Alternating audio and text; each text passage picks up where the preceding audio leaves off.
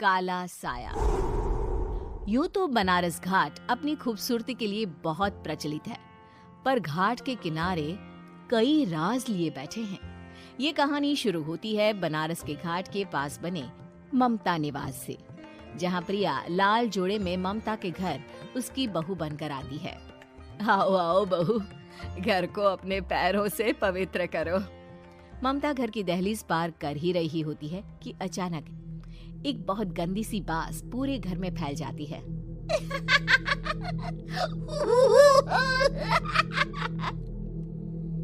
ये बदबू और ये आवाजें, ये कौन हंस रहा है माँ?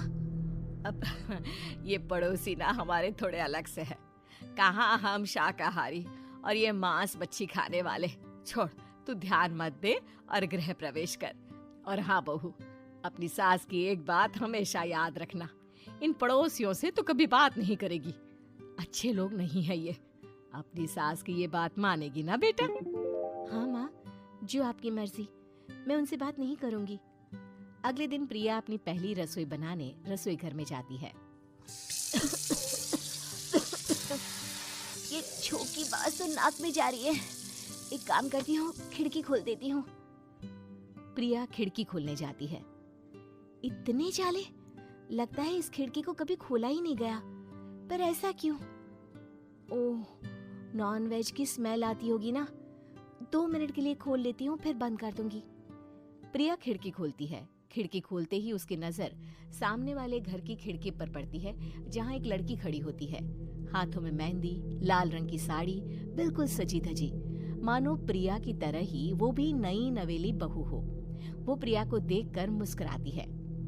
हे भगवान, माँ ने तो इनसे बात करने को मना किया था।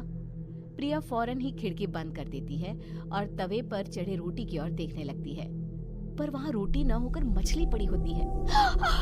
ये क्या? पहली ही रसोई में इतनी बड़ी गलती! हे भगवान, अब मैं क्या करूं? प्रिया बहुत डर जाती है और फौरन रसोई की सफाई करने और फिर सभी के लिए खाना बनाने लग जाती है। जब वो सबको खाना परोसती है, सब तो ठीक है, मैं बेकार में चिंता कर रही थी।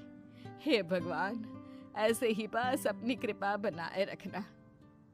रात के वक्त जब सब सो रहे होते हैं, तब प्रिया को पायल की आवाज सुनाई देती है, जिससे उसकी आंख खुल जाती है।